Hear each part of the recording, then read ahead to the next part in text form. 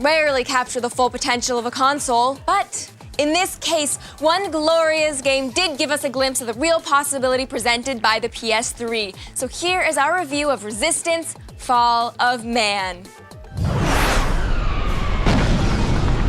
Hey, it's Killzone. Oh wait, no, it's not. It's an actual game. This is it, Resistance: Fall of Man. You're with me, let's go! The premier game for the PS3, developed by the reliable creators of Ratchet & Clank, Insomniac Games. The game takes place in an alternate 20th century, where World War II never got off the ground because some type of virus has unleashed hordes of creatures upon Europe, leaving only a pocket of survivors in Britain. Kiss air support, goodbye! America hasn't been affected, but they do get involved, which is where you come in. You fight, and then you get infected, and that's when things get really bad. The game is obviously an action game, and that's with a capital A.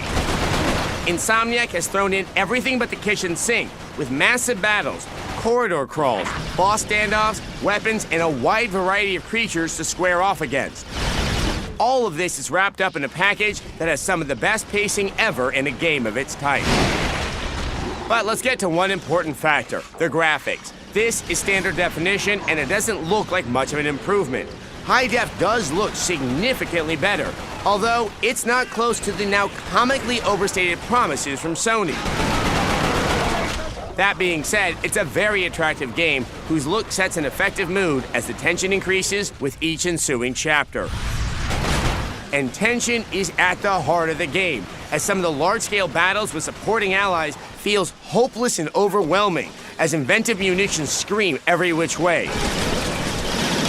This is coupled with lonely excursions through devastated locales where careful thought and weapon usage is essential to continue. Plan to frequently vacillate between careful strategy and frantic gunplay. And what weapons you have. True to form, Insomniac has stocked the arsenal with creative death dealers that range from the traditional machine gun and the surprisingly effective shotgun.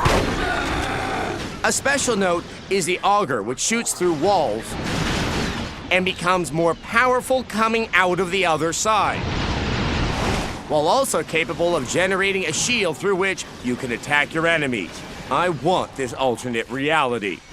Okay, maybe not, because these enemies are something else and really an uncomfortable joy to encounter. From the more humanoid to the terrifyingly immense to the malevolently emaciated, the game shows remarkable creativity in design and implementation, coupled with wicked artificial intelligence that prevents replays from feeling identical, although this always gets to me. As with Ratchet & Clank, though, the true achievement of the game is the way in which these elements are laid out. You will die often, but the gameplay is so satisfying that frustration is infrequent. A bigger issue is knowing to put down the controller and get to bed, and then get up and start playing again. Saying this is the best game for the PS3 is damning it with faint praise, because look at the competition. But despite elements that might feel borrowed and familiar, there is no other game that combines them with such polish and a sense of adventure. Man, this game is fun. A 5 out of 5. Resistance: Fall of Man manages to give us hope for real competition in the next generation of the console wars. Resistance has great multiplayer, but since we had to play it before the launch of the console, there wasn't anyone online to play against. So come look at our web review for a more complete exploration of the multiplayer.